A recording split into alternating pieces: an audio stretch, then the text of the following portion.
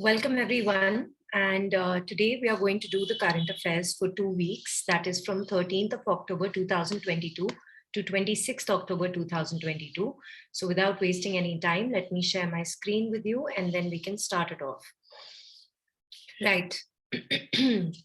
Okay, so let's start off with the very first current affair. This is to do with naming and shaming voters who take a leave from their company but don't actually end up voting. So what has happened is, in any type of a democracy, we have to understand that voting is the most important and powerful tool that we have, because this type of a government works by the people, of the people, for the people. So what happens these days is we are very enthusiastic about talking about contemporary issues, but that is just, in our rooms. And it is just in small enclosures that we sit with our friends and we talk about how the government is doing. Or we might make a very powerful statement on social media, but it just contains to that much. We don't actually make it a point to go to a polling booth and actually vote for the candidate that we wish to vote for. If I may, I would like to add something onto that. Most of the times, even when we are voting, we are not that aware as to whom we should vote for and why should we vote for that particular candidate. So keeping all of that in mind, on the 25th of January, which is National Voters Day, the Election Commission of India basically said that we are going to make voting more inclusive and more accessible for voters. So keeping that theme in mind, what has happened is, for the first time, over 1,000 corporate houses in Gujarat have signed an agreement with the Election Commission of India, wherein they have said that in case our employees, taken off on the day of polling and they don't actually end up voting, we will publish their names on our notice boards, and the HR department will make sure that that happens, so that somewhere down the line, this naming and shaming might change their behavior and they might start actually voting. There are certain MSME sectors, micro, small, medium enterprises, industries, which don't make that much money, so they can't possibly give an off on each and every day on a polling day, because you have to also understand कि biennial elections तो होती हैं, by elections भी हो जाती हैं. So some of these small industries have said हम पूरे दिन की छुट्टी नहीं देंगे, लेकिन yes, we can give them a little time off so that they can go to the polling station that is assigned to them, and these people can go and vote and they can come back. Now, keeping all of this in mind, why is this important for us, for our competitive examination? What kind of questions can be asked? So the very first thing that we should keep in mind is something known as sweep. Now, sweep का मतलब क्या हो जाता है? Systematic Voters Education and Electoral Participation Program. As the name suggests, this is basically educating the electors that you should go and participate in elections, you should go and vote in elections, and you should be aware of whom are you voting for. And this entire flagship program has been started since 2009 by the Election Commission of India. Secondly, what does law say about voting in our country? Is it mandatory to vote, or is it just my right to vote or abstain from voting? So the very first thing is Representation of Peoples Act 1951. This is section 135B, which basically says that every registered voter, just a second. So like every registered voter, if he's employed in any business, trade, industrial undertaking, or any other establishment, this person has the right to vote in the parliament and in the assembly election, and should be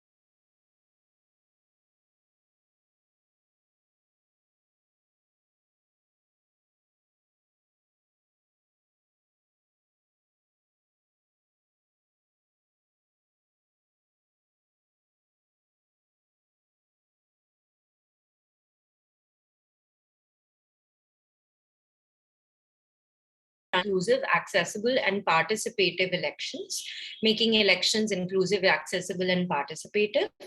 And apart from that, the Chief Election Commissioner, we all are aware, is Rajiv Kumar. He's the 25th Chief Election Commissioner.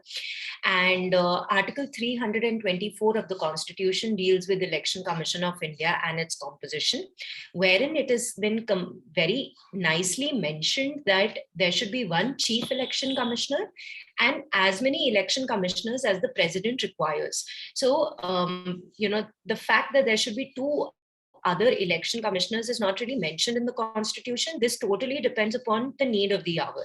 As of now, yes, we have a 1+2 member body, out of which there is Anup Chandra Pandey, but the other election commissioner, his post is vacant.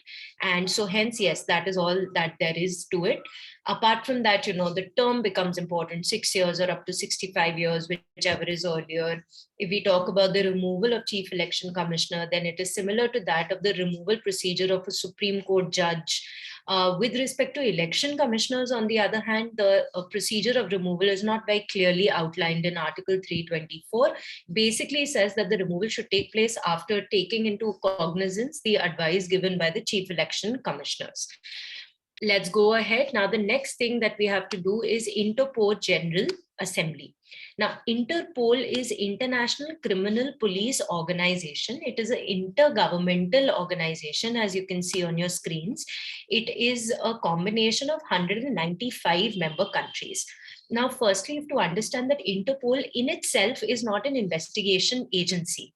It basically has an investigative, it's like each and every member country will have its own national central bureau or its own investigation agency.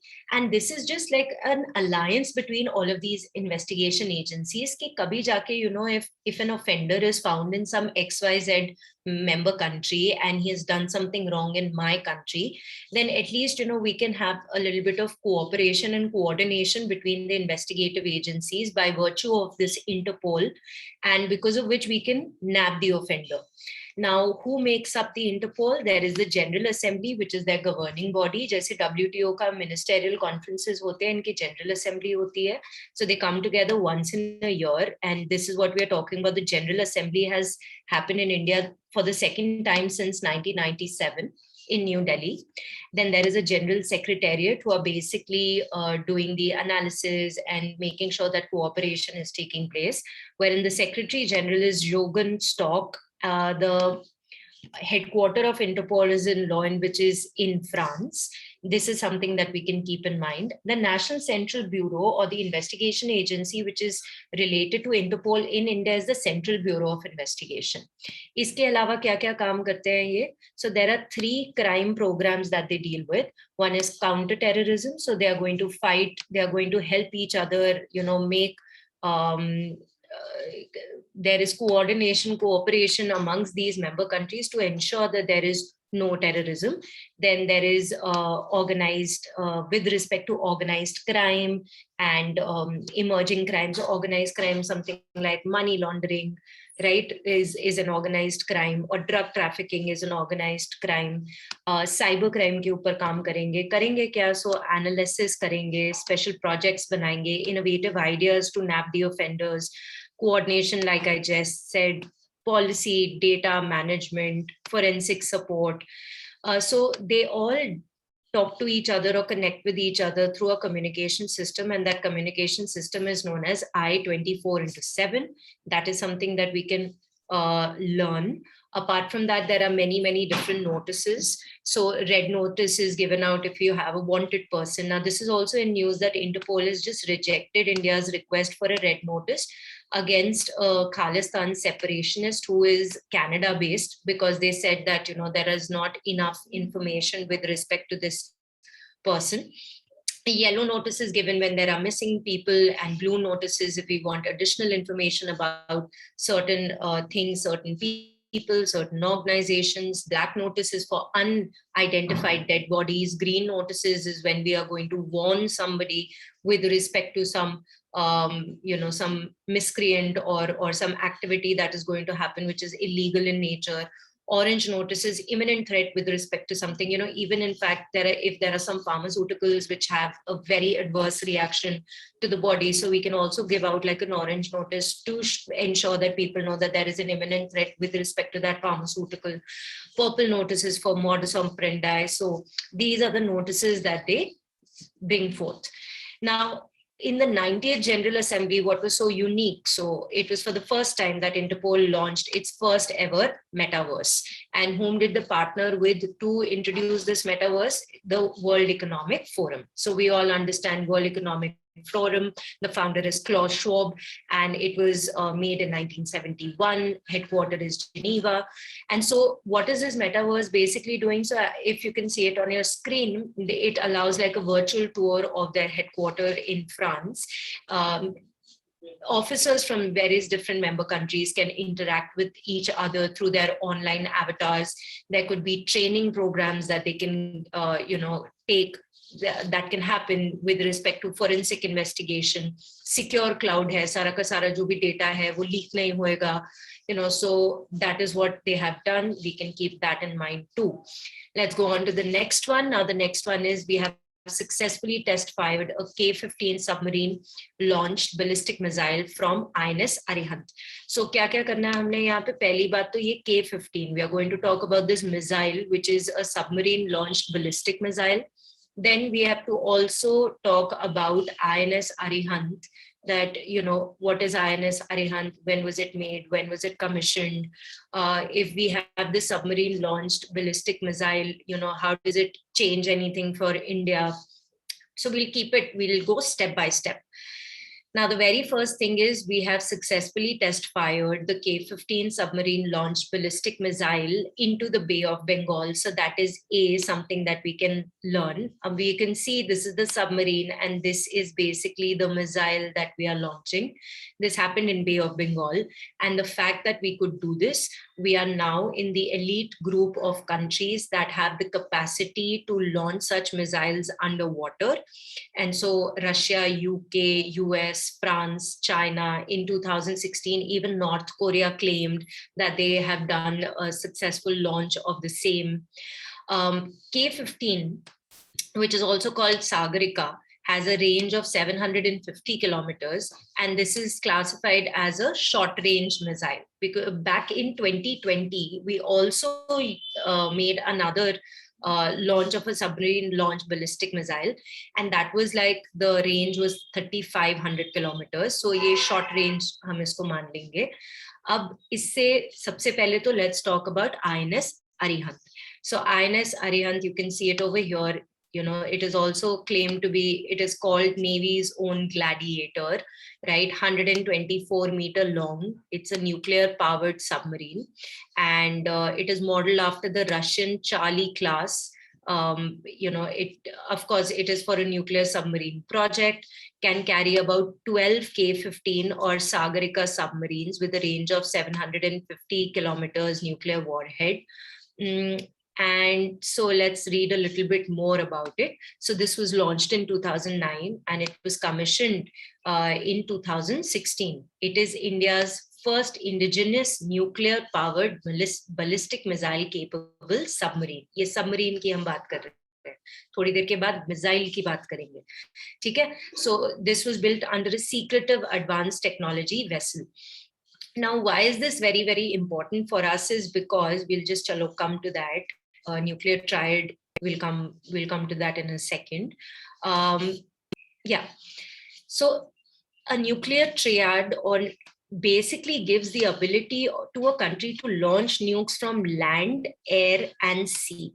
This is important because we have to tell countries who think that, attacking India would become very easy.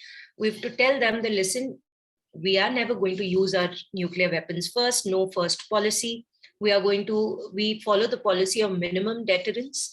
हम लोग eye for an eye, tooth for a tooth, मतलब we will not go overboard with it and we will not attack you first. But in case you are going to attack us, we can attack you through land, through air, through sea. And so hence, strategic bombers, which are from the air, and intercontinental ballistic missiles, which are land-based weapons, and submarine launched ballistic missiles. These are the three things that a country needs to have to show its ability to launch a nuke from land, air, or sea. Now, the second submarine in the Arihant class, SSBN Arighat, have been launched in 2017, and it is undergoing sea trials at present. So that is something that you can keep in mind. So Arihant, the first submarine, we are already utilizing INS Arihant right now. And the second one, Arighat, is still being, the sea trials are still being conducted for it. Now, with respect to the missile, the K-15 missile, now why is it called K? So the submarine launched ballistic missiles, जो submarine launched ballistic missiles हैं, इनको एक और नाम से हम जानते हैं, which is basically the K family.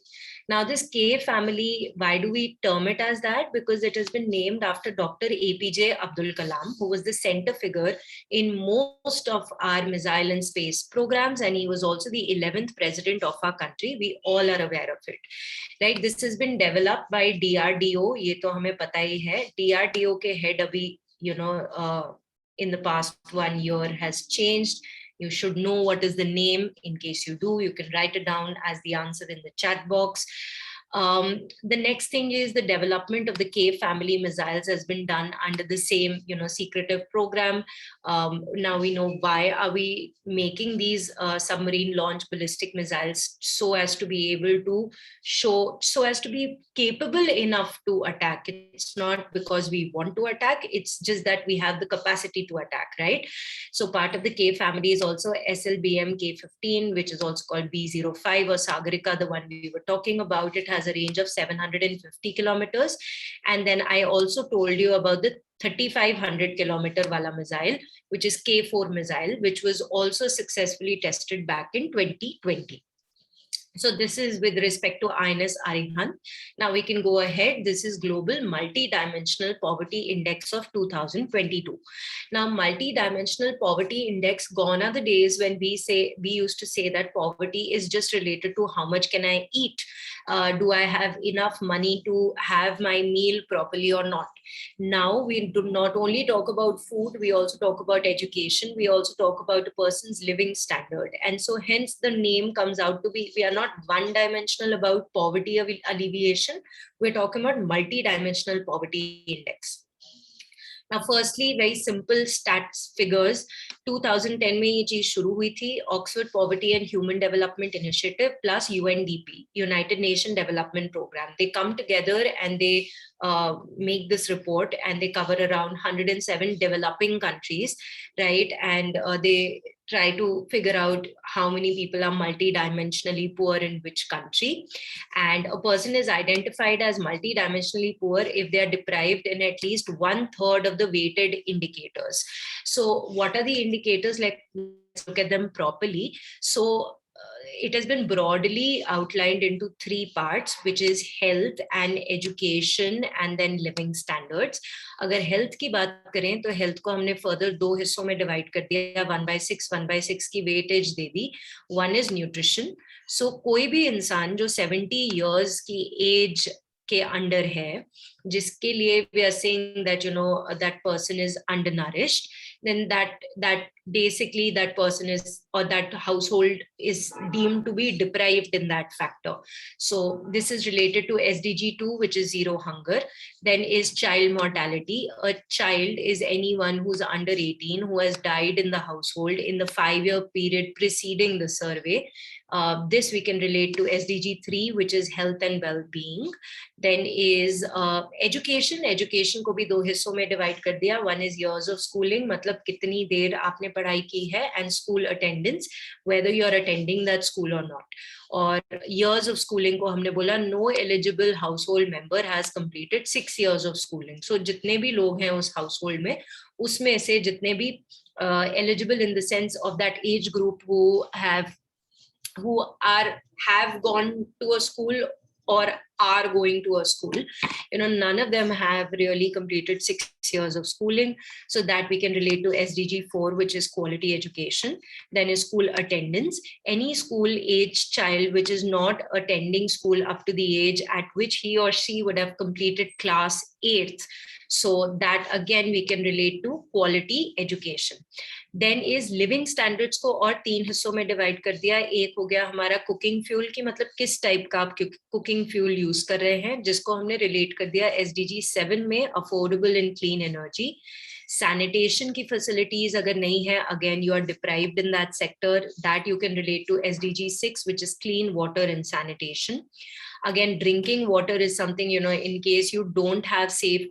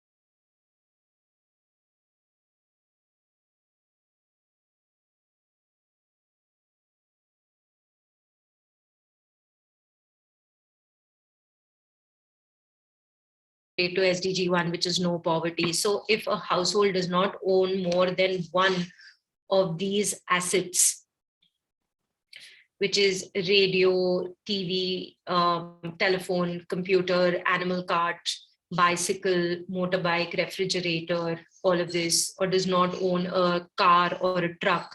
So that is what they have spoken about. This is what is the multidimensional poverty index. Now, they've said the most common profile affecting 3.9% of the poor people in the world, right, is 4 indicators, which is nutrition mein problem hai, cooking fuel, sanitation and housing. So nutrition, cooking fuel, sanitation and housing mein most of the people have an issue. And more than 45.5 million poor people are deprived in these 4 indicators, out of which 34.4 million people live in India. So yeah, you can just learn possibly these 4 indicators jahan pe log maximum deprived hai, which is nutrition, cooking fuel, sanitation and housing. Now, finding of the report is 1.2 billion people are multidimensionally poor globally. I'm going to shift this here, right? Multidimensionally poor. The number of poor people has dropped by about 415 million over the last 15 years, which is a good thing. But also India is home to the largest number of poor people. Iska kya matlab bana? अगर हम लोग quantity wise देखें तो सबसे ज्यादा मल्टीडायमेंशनली poor लोग India में हैं. But if you look at India's performance with India's performance in the past 15 years, that we have done well.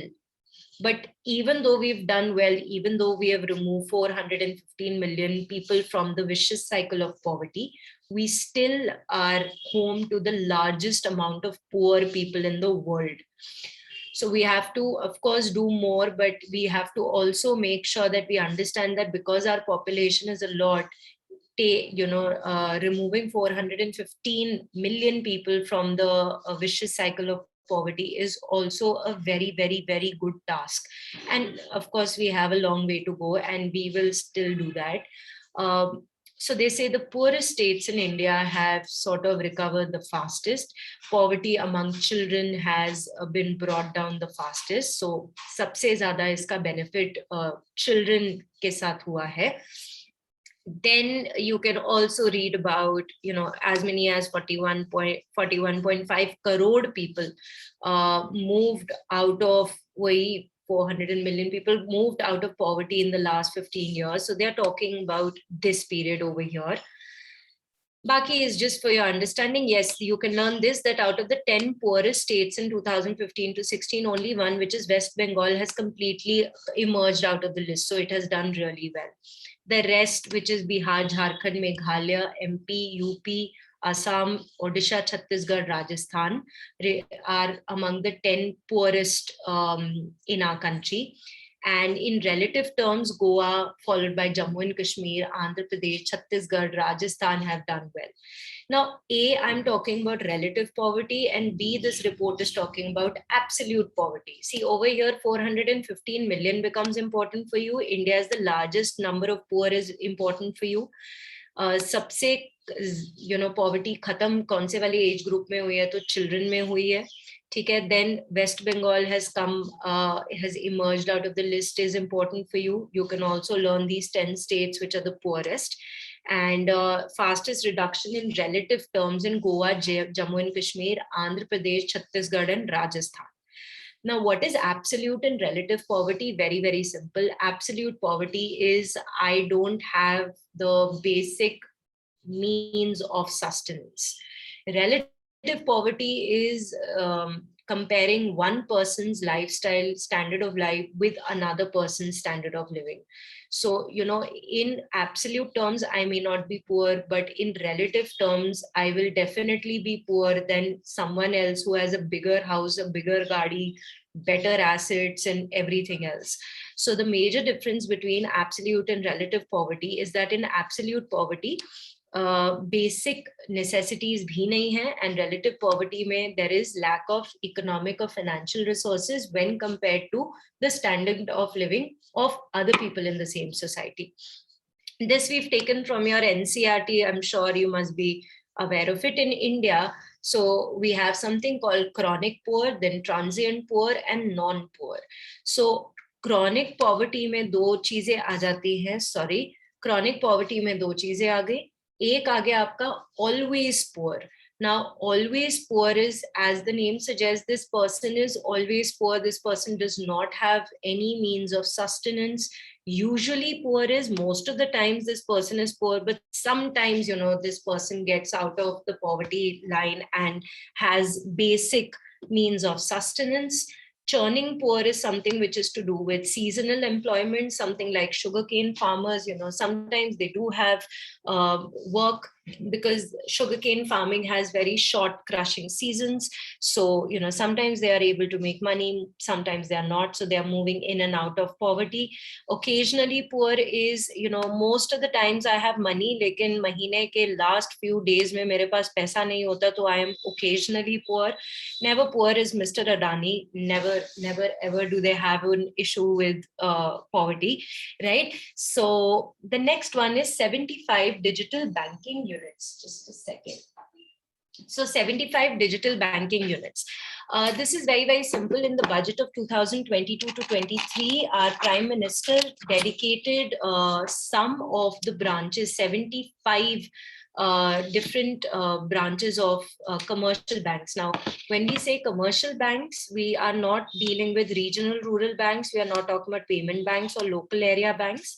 हम बात कर रहे हैं शुद्ध ICICI Bank, HDFC Bank, which are providing us all the services. So commercial banks को, what are we going to do? We are going to convert them into digital banking units. Now, what are these digital banking units? As the name suggests, everything will be digitalized. It will be totally paperless, सारा का सारा काम. Financial literacy centers भी वो बन जाएंगे, हमें सिखाएंगे कि ऑनलाइन कैसे आपने मनी ट्रांसफर करना है, या फिर ऑनलाइन आपने कैसे म्यूचुअल फंड्स खोलने हैं, या ऑनलाइन सारे के सारे काम online. In fact, we do have ATMs which give us the provision of 24/7 cash withdrawal. Now we will also have 24/7 cash deposit units, right? So that will make our life quite easy and hassle-free. Account opening will happen, KYCs will happen. So there'll also be video KYC. Okay, I don't have to go in person to do my KYC requirements. So it becomes a little easier for me. I could be sitting in my office and I could do the video KYC, and the process can be initiated for things like opening a bank account or things like that.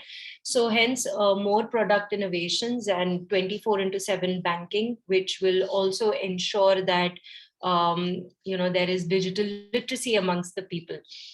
Digital divide को भी खत्म करना पड़ेगा इस चीज के लिए, but it's a brilliant initiative. So the next thing is tokenization. Now what is tokenization transactions? So how a regular card is transaction is processed, very simple. So firstly ये हो गया merchant में हमने कर दिया, let's take for example, this is your CCD, right? You're going to get a coffee. Now this is the point of sale machine, POS करके जिसको machine को बोलते हैं. इस मशीन के ऊपर एक बैंक का नाम होगा. लेट्स से ये वाला bank is axis bank, and ये जो मेरा कार्ड है जो मैं यूज कर रही हूँ to buy this coffee, this is ICICI bank. Okay, now we can understand how a normal transaction works vis-a-vis how a tokenization transaction works. So normal transaction में payment initiated, I ask for the coffee, I give my ICICI bank card, and the card details are sent by CCD to the acquiring bank. Here the acquiring bank is Axis Bank. Axis Bank then forwards my request to the issuing bank, which is basically my ICICI bank, and ICICI bank will either accept or reject this transaction, keeping in mind whether I have that kind of money in my account or not. Once that happens, the transaction is complete and my card details are transmitted and saved at every step of the way. Now, I don't want that to happen because I don't want like a Jamtara situation to happen to me. Now, how do we change that? We do not write the card details. We basically make a tokenized number out of it. तो कोई unique number बना दिया, कुछ card के numbers ले लिए, कुछ hash and @ वगैरह ऐसे different codes से हमने बना दिए. The same thing will happen. I will go and take my card, but now my card details will not be sent. The merchant will send my tokenized information to the acquiring bank, which is Axis Bank here. They will further give it to the ICICI Bank. ICICI Bank will either accept, reject. My card details are not transmitted and they are not even saved. All right. So this is what is tokenization. And another thing that we have to learn over here is that card tokenization is not mandatory in nature. So in case you're not tokenizing your card details, basically every time you have to, every time you have to make a transaction, you will have to just punch in your card details each and every time. Okay, now the next. This is your National Intellectual Property Conference of 2022. अभी National Intellectual Property Conference 2022 में, if we see his face, that means this is related to Ministry of Commerce and Industry. Now, intellectual property is very simple. Your patents, copyrights, design, trademark, geographical indications. In case we have a lot of people who are making intellectual property, getting their patents registered, getting a copyright, that basically means that India is thriving, goods and services are being produced, Make in India initiative और ज़्यादा हो रहा है, we are becoming self-reliant, so on and so forth. तो ये जो new Delhi में हमारी ये कॉन्फ्रेंस हुई है, इसका थीम क्या था? Strengthening the IP ecosystem for catalyzing the growth of knowledge economy. Knowledge economy, I'm using my brain to create, new things, inventions which have industrial use so that they can be converted into patents, and then I can sell that, the rights, and so I can make money out of it, so on and so forth. Why are we trying to strengthen the ecosystem? Is because piracy is an actual thing in our country, and all of us do realize, the minute a movie is released, I'm giving you a very basic example, the minute a movie is released, torrents आ जाते हैं, download कर देते हैं, we all have the pirated version of it, and so hence, such things are really bad because वो producer के copyright का क्या बना? कुछ भी नहीं बना. And so hence we have to come up with novel ideas so as to protect these intellectual properties. Another thing that we can keep in mind over here is that IIT Madras has got the award for National Intellectual Property for 2021-2022 because of the various many patent filings that they have done. So you can keep that in mind. Of course, Ministry of Commerce and Industry तो अब हमें पता चली गया है, लेकिन ये award ministry के कौन से department के साथ related है. So this is Department for Promotion of Industries and Internal Trade. Now, they also, in this particular conference, they also mentioned about the Global Innovation Index. So we can recapitulate this. You've already done this before. So India stands at 40th out of 132 countries in the Global Innovation Index. First, Switzerland for so many times in a row. who takes out this global innovation index? It's WIPO. WIPO is World Intellectual Property Organization. So it is for the first time that India has come amongst the first 40 countries in this innovation index, and now we would like to take it or bhi upar, and we would like to be the first 10. And the theme for this particular index of 2022 was, what is the future of innovation-driven growth? With respect to WIPO, it was established in 1967. Headquarters is Geneva, Switzerland, and Director General is Darren Tang. The next is One Nation, One Fertilizer, Mansukh Mandiya. Why are we talking about it first? Simple बात करते हैं. जो fertiliser की subsidy होती है, उसका जो cost होता है, a lot of its cost is borne by the central government, because central government subsidy देता है fertilizers के ऊपर. ठीक है, तो अब क्या होता है कि fertilizers के ऊपर जब वो subsidy देता है तो उसके खर्चे बढ़ जाते हैं. एंड अगर बहुत ज्यादा अगर हम लोग फर्टिलाइजर्स यूज करने लग जाएंगे तो it will be really bad for our soil, it will be bad for our crops. Unhealthy crops makes an unhealthy body because we are going to end up consuming that, and it is going to seep into the water table, so even the water is going to get contaminated. Barren lands is never good for any economy, especially an economy which is agrarian in nature. So that is something we have to keep in mind. Also, there are certain loopholes with respect to the fertilizer subsidies that the government is providing these days, because ऐसा है कि one time if I go and purchase fertilizers तो मेरे को बोला जाता है कि आपने 100 बैग से ज्यादा नहीं लेने, लेकिन ये नहीं है मेरे ऊपर बैन कि कितनी बार जाके मैं फर्टिलाइजर्स लूं. So I can basically take copious amount of fertilisers and I can start my own black market, because of which government के खर्चे बढ़ रहे हैं. So that also has to be kept in mind. And lastly, we should move away. It's high time we should move away from chemical fertilizers, and we should have alternative nutrients for our soil, जिसमें हम zero cost natural farming वगैरह की बात करते हैं. So पहली बात तो one nation one fertilizer scheme हम लोगों ने बना दी, and ये आपको already पता है. Please keep in mind that this particular scheme is under the Ministry of Chemical and Fertilizers. This is not under Ministry of Farmers, Agriculture and Farmer Welfare. That is something that we can keep in mind. Also, One Nation, One Fertilizer is also known as Pradhan Mantri Bharatiya Jan Urvarak Pariyojana. Right? Urvarak is basically your fertilizer. And what have they said? They've said now each and every fertilizer company on the package of that fertilizer should write the name Bharat. So it will be Bharat DAP, Bharat NPK. And usi ke saath saath there will be a logo of One Nation, One Fertilizer Scheme. Basically, this thing, Pradhan Mantri Bharatiya Janvarak Pariyojana, should be written over there. So that what happens is, now what happens ki अब क्या है कि if I'm sitting in Punjab and I want to purchase something that is being sold in Tamil Nadu, government of India also has to bear the transportation costs. Again, the cost of the subsidy का cost increase हो जाता है. तो अब वो सारी चीजें हट जाएंगी, सेम ब्रांड होगा, सेम नाम होगा, so that will be a little better for the government and its खर्चे. Rationalization, like I just said, okay, there is also that the nutrient content specifications will also be the same. Fine, so farmer को भी problem नहीं होगी. And ये extra burden on the exchequer because of long distance crisscross movement of fertilizer, ये भी खत्म हो जाएगा. Subsidy bill को खत्म करना चाहते हैं. जैसे मैंने आपको बोला कि अगर नीम कोटेड यूरिया अगर हमने खरीदना है, actually उसका cost is around 17,000 per ton, for example. Farmer just pays 5,922 rupees. ये जो extra पैसा है कौन दे रहा है? Central government. So उसका खर्चा बहुत ज़्यादा बढ़ रहा है. किसको मिलता है ये पैसा? Of course, it is given to the fertilizer company.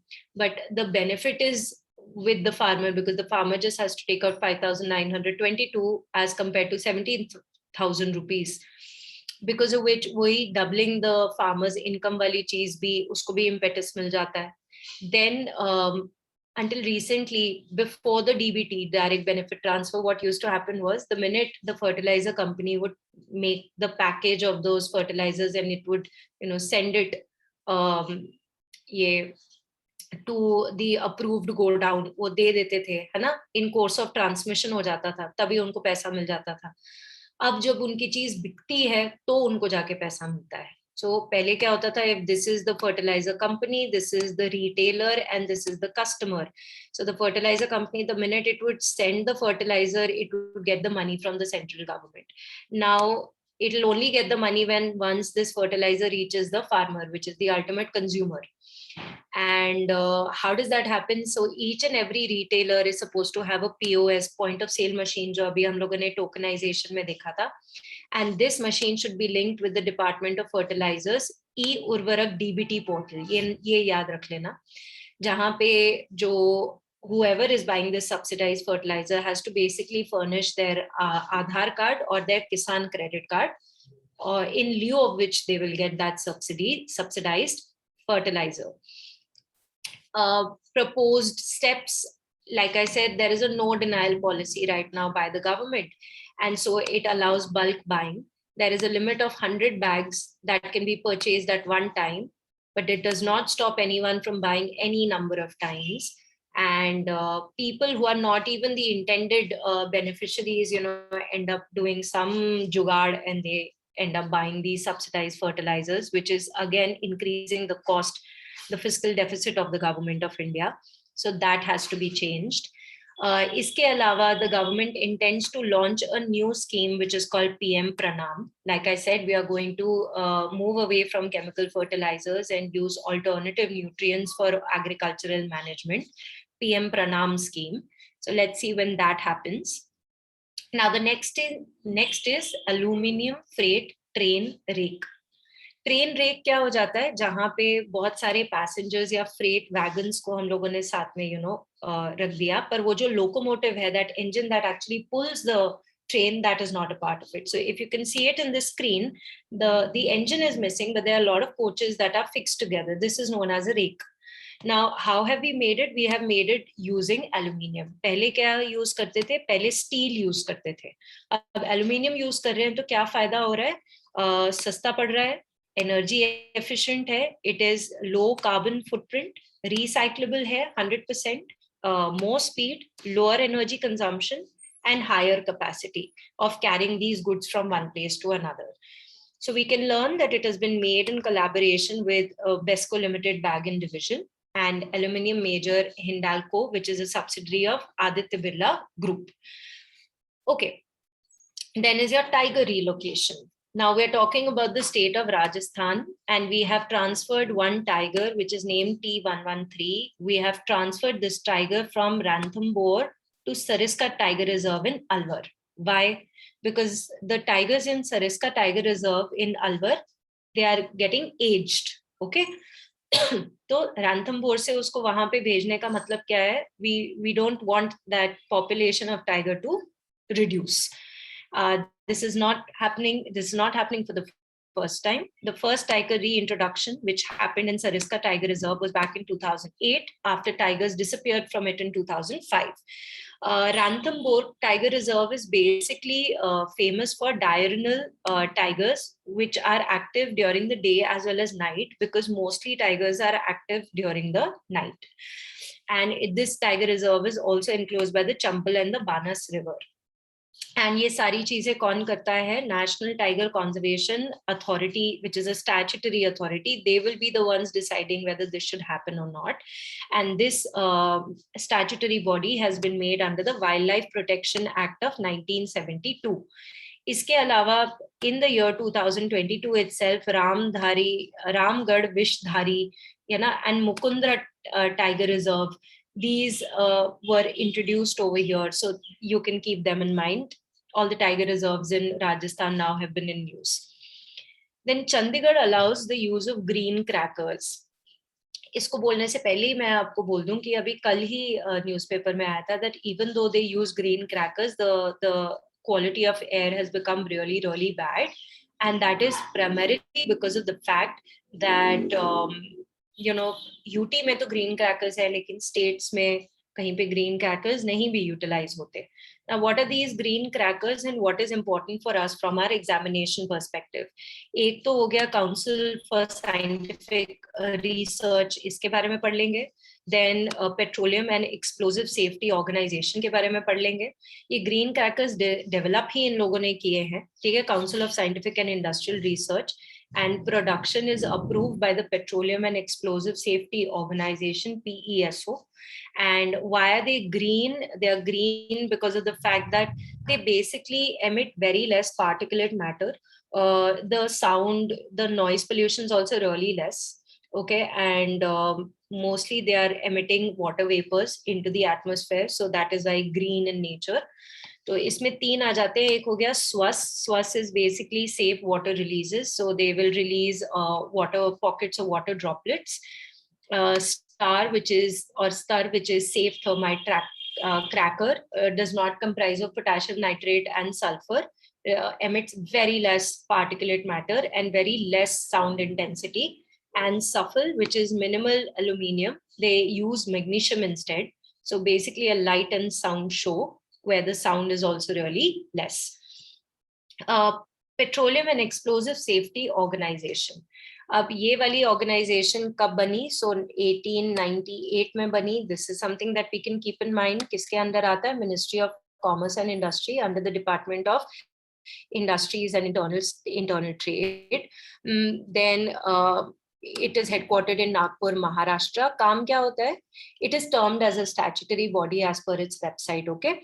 And what is the work? They will do any administrative responsibilities under the Explosive Act or Petroleum Act of 1934, and they will make rules with respect to its manufacture, import, export, trade. And Shri P. Kumar is the Chief Controller of Explosives right now. The second is Council of Scientific Research, CSIR. इसका नाम आपने बहुत बार पढ़ा है. Science and technology के area के अंदर ये काम करते हैं. 1942 में बना, न्यू दिल्ली में इसका हेडक्वार्टर है. This is under the ministry of science and technology. And what is the composition? So our prime minister Narendra Modi ji, he will be the ex officio president of Council of Scientific Research. The Union Minister of Science and Technology, Dr. Jitendra Singh, is he's the Minister of State. You're absolutely right. I know that came to your mind. He's the ex officio Vice President. And the Director General of this particular organization is Dr. N. Kalai Selvi. So that is something we can keep in mind. Now, the next thing is India to take G20 presidency. So another way of learning this, although it is so beautifully seen on your screen, sorry for that. So G7 countries हो गई, उसमें फिर एक Russia आप डाल दो, फिर उसके बाद आपकी Australia, Brazil, China, European Union, India, Indonesia, so on and so forth, right? So this is we are going to take the G20 presidency. What happens is these 19 countries, and one is European Union. So these 19 countries are divided into 5 groups, and each having not more than 4 countries, and rotational basis pay, then they give the presidency. So right now it is going to be given to India. India is in group 2, which also has Russia, South Africa, and Turkey. So India, Russia, South Africa, and Turkey does not have a permanent secretariat or a headquarter. So UN Secretary General, who has come to India, he said that India ke saath he has a lot of hope when they are going to take the presidency of G20, because there's a lot of issue with respect to economy, with respect to debt restructuring, and the developing countries are facing a perfect storm, according to him, his words. Now we are going to take up the presidency for 1 year from 1st December 2022 till November 30th, 2023. A little bit about G20. It was formed in 1999. And there was a huge financial crisis at that time in East Asia and Southeast Asia in particular. And to ensure global financial stability, middle income countries, they came together and they formed the G20, wherein the central bank governors and the finance ministers would meet each other, and they would basically ensure that such a situation does not happen again. अगर किसी ने currency convertibility वगैरह की बात पढ़ी है तो उसके साथ ये रिलेटेड है, अगर नहीं पढ़ी है तो छोड़ दो, कोई बात नहीं, ठीक है. Today, G20 countries, they account for around 60% of the world's population, 80% of the GDP, 75% of the global trade. Prominent members, well, just learn all the members and know that Spain is always, it's a permanent guest, but it's not a member. Presidency की बात हमने कर ली, troika की बात भी आपने class में की हुई है. Troika is like the former, the current and the next president. So Italy, Indonesia, and India, the Troika countries right now. Apart from that, there are G20 Sherpas. Amitabh Kant is a G20 Sherpa right now. Before that was Piyush Goyal.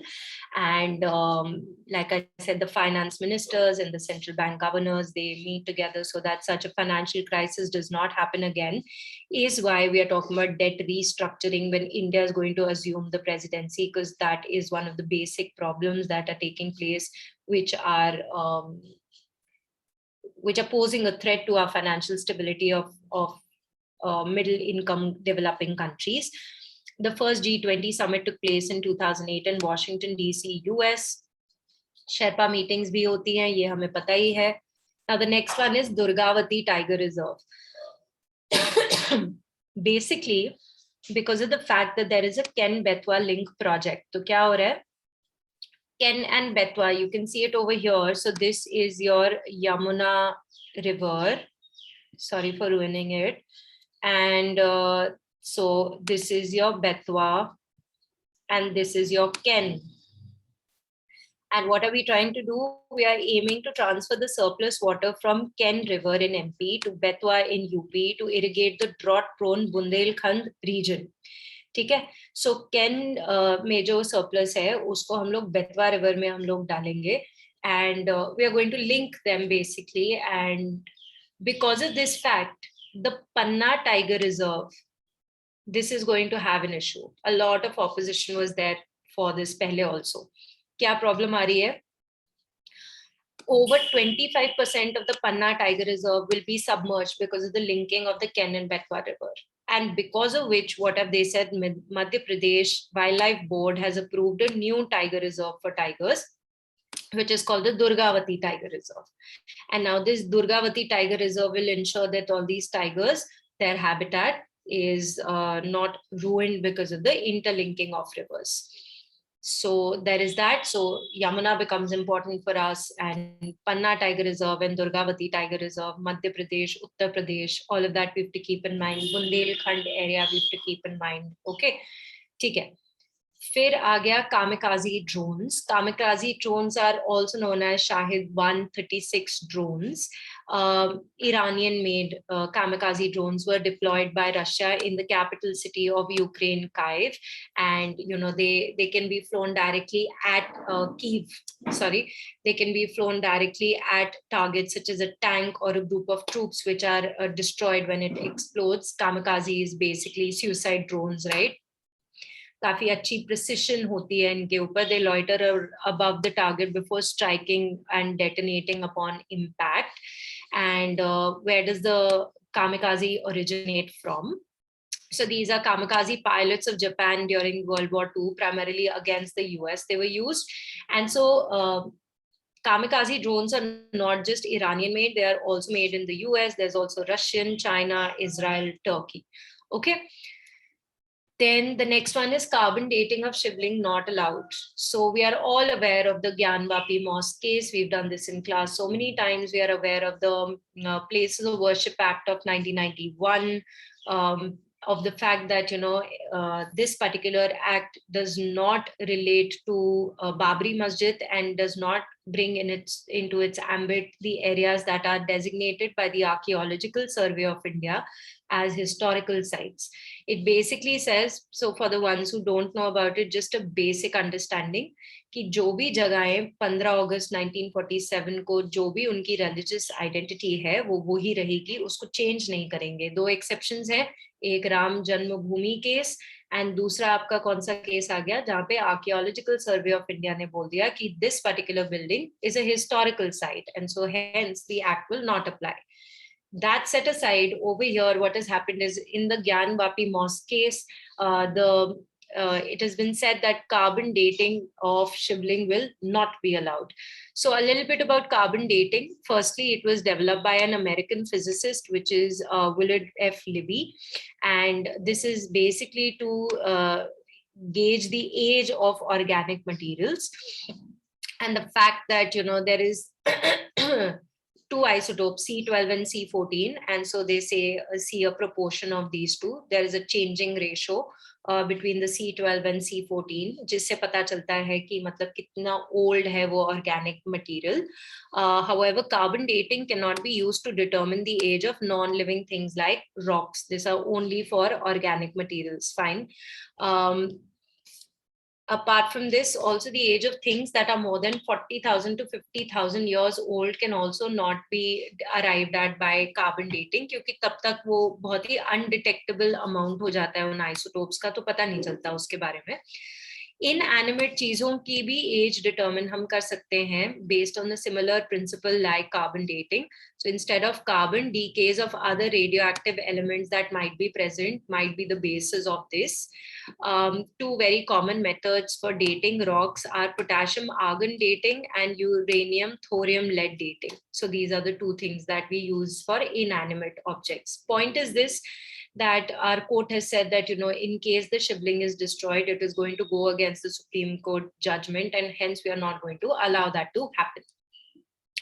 Then माँ भारती के सपूत website, ये वाली website अभी introduce की है ministry of defence ने, government of India, नाम से पता चल रहा है. So they are going to enable spirited citizens organizations as well as corporates to contribute towards the Armed Forces Battle Casualties Welfare Fund, which is used to pay ex gratia to knock fallen soldiers and or those are grievously injured in combat operations. So क्या हो रहा है कि ये already चीज है, Indian army ने on behalf of the Ministry of Defense, they are maintaining an account for such people who have, or for the families or the people who've been grievously injured, are soldiers who've been employed in the Army, Navy, or Air Force. So now they have made this particular fund online, and it's not only going to be online, it's going to be online as well as offline. The offline wala jo demand draft wali cheez hai wo already chali rahi hai, but uske alawa if somebody wants to contribute, so that is how we've made this online for people to increase the accessibilities. So that is that. With respect to the hijab ban case by the Supreme Court, two judges bench ने split verdict दे दिया. एक ने बोला, so Justice Hemant Gupta basically says that state has no religion or state respects all religions, but they said uniform की जब बात आ जाती है वहाँ पे religion का कोई मतलब ही नहीं है. On the other hand, Justice Sudhanshu Dhulia basically said that, most of the times the girls or little kids, when they are doing anything that is religious, they are being taught by their parents. So in all probability, according to Justice Sudhanshu Dhulia, there might be some conservative families that may ask their daughters to wear hijab just to even step out of their house. They might not allow them to step out without a hijab. And so hence, if you're going to disallow that girl from wearing a hijab, basically it might happen that the family stops sending that child to school, and her right to choice of whether I want to wear a hijab or not, even outside the school, that right to choice will be, she will inculcate that only when she gets educated. But if you're going to stop her from wearing a hijab, that family might not allow her to go to school. And if she doesn't go to school, her right to get education will be taken away from her. So this is her ticket to education. So this was a split verdict. Now we are saying that a constitutional bench should be made on this, and then possibly we'll get a decision for the same. Then is paddy straw pelletization and torrefication. So we do understand that, this time around, जैसे दिवाली के बाद बहुत ही ज़्यादा air pollution वगैरह हो जाता है. And one of the things which are leading to air pollution is stubble burning, right? Not the only thing, but yes, one of the things. So वो stubble burning को कैसे change करें? तो दो चीजें हैं, या फिर उनको pellet के form में बना दो, या फिर torrefication कर दो rice straw का. So torrefication का process you can see on your screens over here. Now, in case that happens, this particular thing, this end product, this can be used as an alternative fuel, and it can be used as a substitute for coal. ठीक है, and थोड़ा सा costly हो जाता है, specially टोरिफिकेशन costly हो जाता है, तो जिसके लिए government is saying you take your financial support, take money and you make sure that this happens. Once this happens, then of course, stubble burning की जरूरत ही नहीं पड़ेगी. They will be able to, the farmers will be able to go and sell this off if they're doing this on their own, and it can be used as an alternative source of energy, which will also be good for our environment. So win-win situation हो जाएगी, जिसके लिए अगर पैसा ज़्यादा लग रहा है, तो अगर नहीं लगता ही है, so hence government is saying we will provide you financial support. The next is Mission Schools of Excellence. So the Prime Minister has launched the Mission Schools of Excellence kahan pe? In Gujarat, right, where we will have new classrooms, smart classrooms, computer labs, 50,000 new classrooms will be made, and 5G internet ki facilities wahan pe ho jayengi. Quality of education will become better, so that is really nice. So PM Shri scheme you can keep in mind, and then Mission Schools of Excellence kahan se shuru hua hai? What is it focusing upon? It is focusing upon your strengthening your education infrastructure. Ganotsav is basically a festival which is focusing on the quality of education. So ये Ganotsav का एक advanced version हम लोग कर रहे हैं in the form of Mission Schools of Excellence. Then is Ek Bharat Shresht Bharat, जिसके अंदर we are saying कि काशी तमिलनाडु civilization का link हम लोगों ने find out करना है. That is all that the government has said.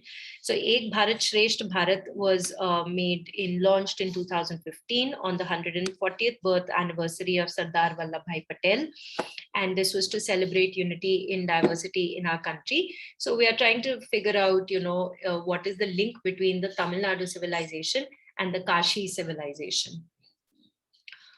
Then is the ministry announced this particular thing because of the recommendations of a high-powered committee, which are headed by Chamu Krishna Shastri, who basically celebrated the link between Tamil Nadu and Kashi civilization.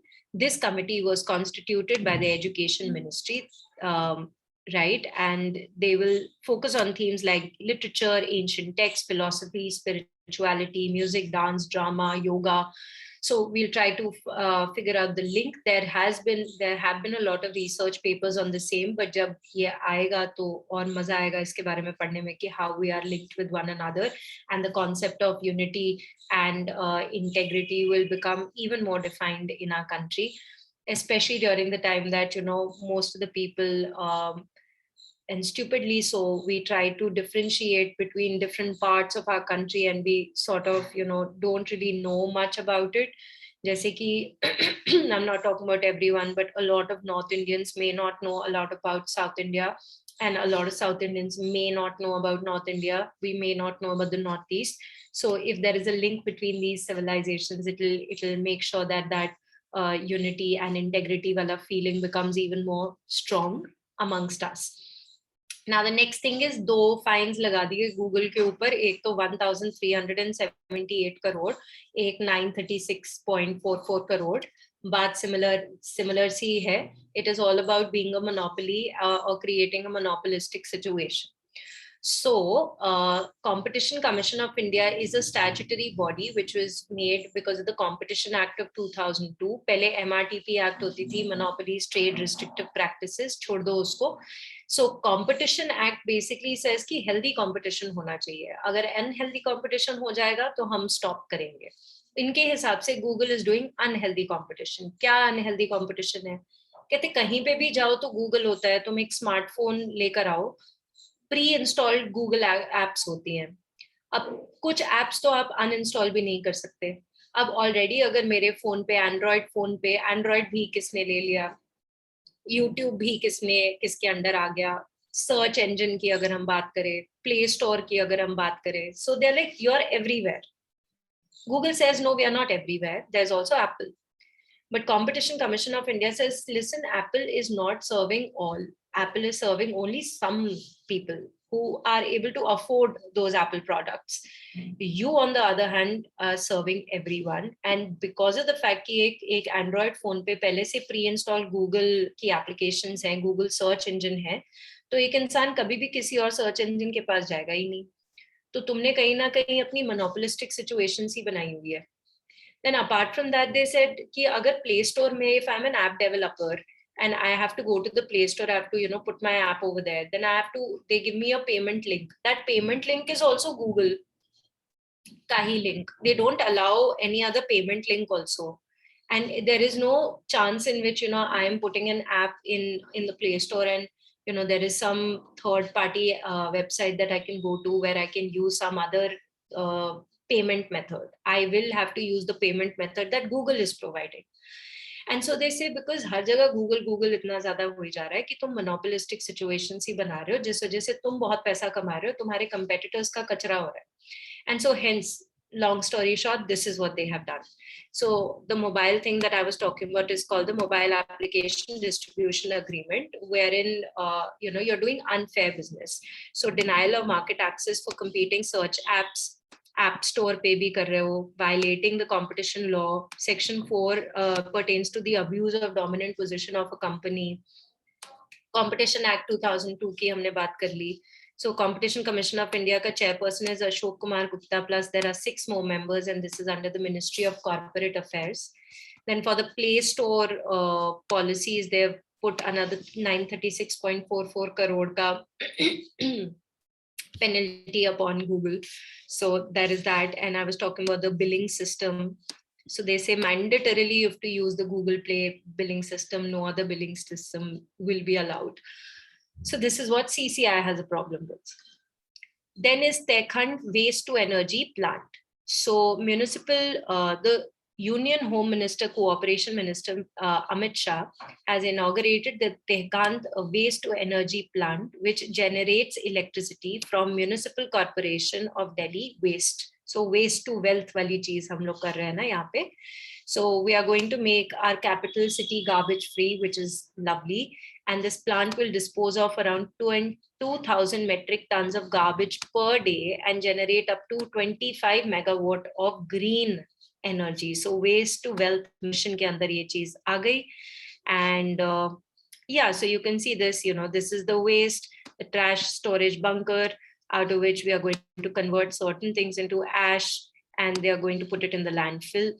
The rest of it, we are going to convert it into steam. And so 14 megawatt electricity isme se aa gaya, hai na, flue gases, so water vapor and clean flue gases in the air.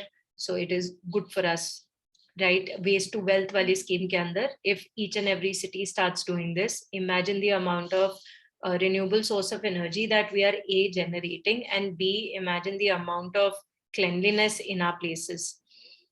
Then is the National Curriculum Framework for Foundational Learning. Very, very interesting. So foundational learning के ऊपर हम इतना ज़्यादा focus करते ही नहीं थे.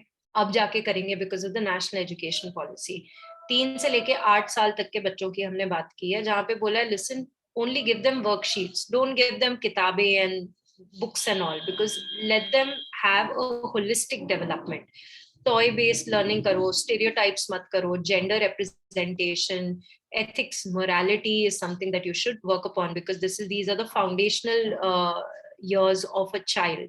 Whatever he or she learns at this age, this is the core will remain the same no matter what. And so what are we going to focus on? Using of toys and playful learning. Maza aana chahiye padhai karne mein. Activity books, use of mother tongue, right? Panchkosh में हम लोग क्या करेंगे? So 5 parts. So physical development, development of life energy, emotional, mental development, intellectual development, spiritual development. So imagine the kind of look at the kind of things that we are doing for the kids now. If this actually happens, these children will have character building ho jayega inka at a very, very young age, which is very, very important for students, right? So this is the first time that a national curriculum framework has been prepared for the foundational stage. Because foundational stage ko we used to think, kya hai, kaun si badi baat hai? But actually it is the building block of learning. Okay, so that's that. Next is Pakistan is out of the grey list of FATF after 4 years. FATF, so such an important topic and an important topic that you've done in too much detail, right? So 1989 में FATF बना है, OECD के headquarters में इसका अपना secretariat है, right? Paris में, France में, and 2001 में they started also. Pehle they were just talking about money laundering. 2001 mein they started talking about terrorist financing. 2012 mein they started talking about weapons of mass destruction. Right, 37 member jurisdiction, 2 regional organizations are there. There's a blacklist, there's a grey list, and Pakistan is out of the grey list because they have really worked hard towards the recommendations that they were given. Of course, a couple of warnings are also given to them, and they have been told that you will be under vigilance, and they should be also under vigilance. But the fact is that if they are working towards all the mandates of FATF, it'll be good for them now that they are out of the grey list. They'll be able to do their trade. In case something wrong happens, we will obviously put them back in the same list. But as of now, they are out of it. Blacklist की बात करें तो Iran, Myanmar and North Korea है.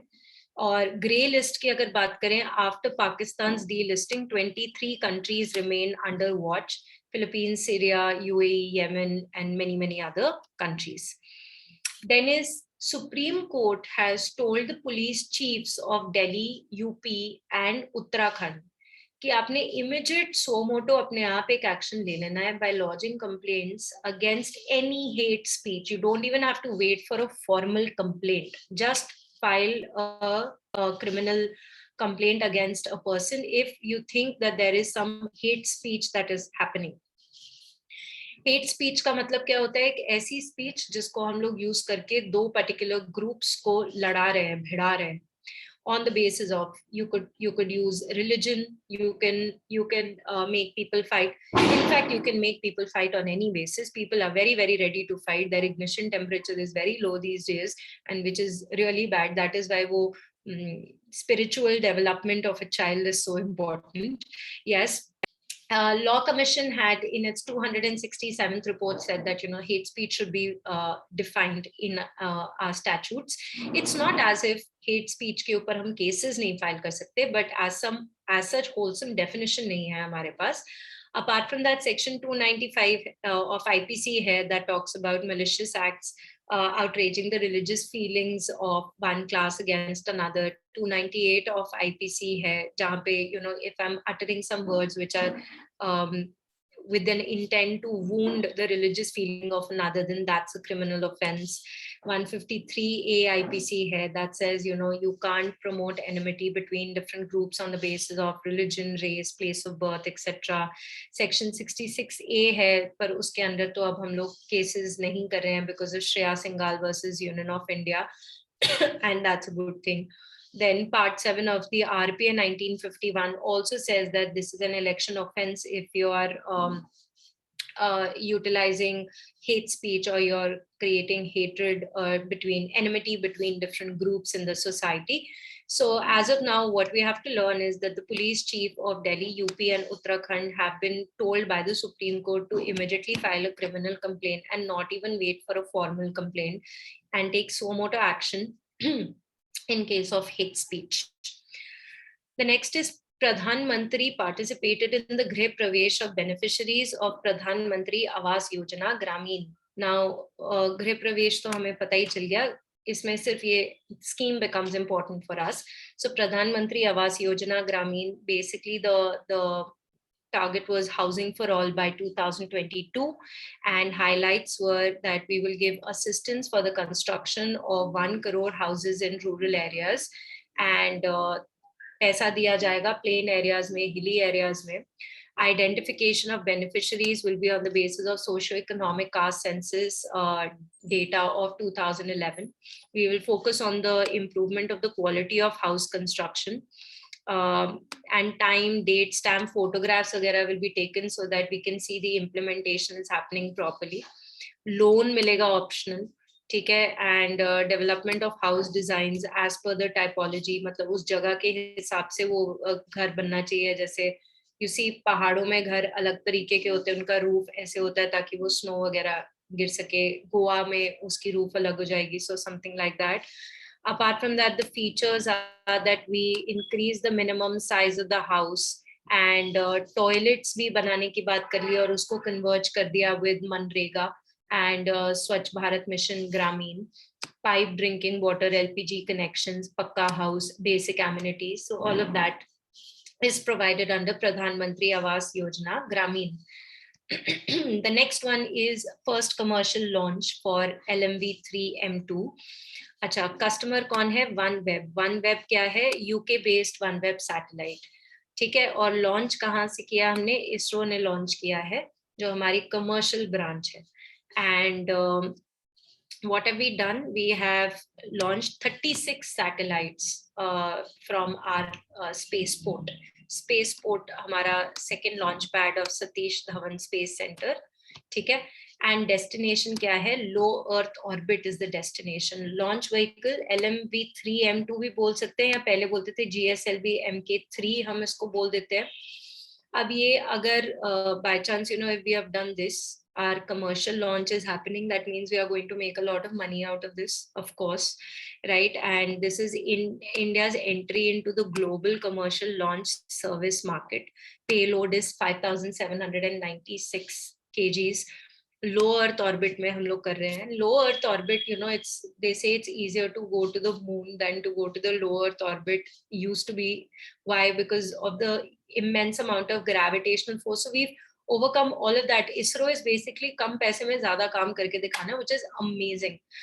And so this is really, really nice for us, right? And this is what I'd like you to do. This is your homework. Kindly do this for yourself, not for me. I'm not going to get anything out of it. But oh, such a brilliant article in Indian Express. It's called The Heaviness of Rockets and Why It Matters in Space Flights. जो अभी मैंने moon और low Earth orbit की बात बताई, यहीं से पढ़ के बताई. आप लोग भी पढ़ो इसको. इधर PSLV, GSLV, low Earth orbit, geosynchronous orbits, सारी चीजों के बारे में बहुत ही simple language में लिखा हुआ है. In case you don't understand anything that is written over here, of course you can come and ask your teachers, but try and read this. This is a brilliant editorial. I think you should read this. This is 26th October 2022 ka editorial. Okay. Now, of course, Rishi Sunak takes charge as the PM of UK. Proud moment for us, yes, if I may say so. The only thing that I know about him is the fact that his mother-in-law is Sudha Murthy, and she is an amazing philanthropist, an amazing author. I mean, I knew Sudha Murthy is why I know him. The point is that Liz Truss basically says, sorry, economic crisis is too much. I can't do whatever my party needs me to do, and so hence I'm going to resign. And there were other contenders, out of which Rishi Sunak was the one who became the Prime Minister of UK. Let's see what happens in this particular case. But yes, of course, a proud moment. Not the fact that he's an Indian citizen, he's not, he's of Indian origin. Not the fact that, oh, he's going to do so much for India, but just the fact that, people of Indian origin are doing well. That is great. And that too in United Kingdom. Okay. The next is IRDAI panel to develop insurance cover. Just give me a second. This is the last one that we are going to do. Okay. IRDAI panel to develop insurance cover for rural population. So rural population ke liye we have made a 24-member committee where we are going to talk about affordable and comprehensive cover for rural population. उनके लिए हम लोगों ने insurance cover के लिए schemes बनानी है. पूरे के पूरे जो पैरामेट्रिक स्ट्रक्चर होगा जिसमें हम लोग वो स्कीम्स बनाएंगे, उसको बीमा विस्तार बोल देंगे. This panel is headed by Thomas M. Devasya, who is also a member of IRDAI, who is taking care of non-life insurances, right? बीमा वाहक will be a distribution channel where we are going to look at the marginalized, preferably the it should be a women-centric approach. Ki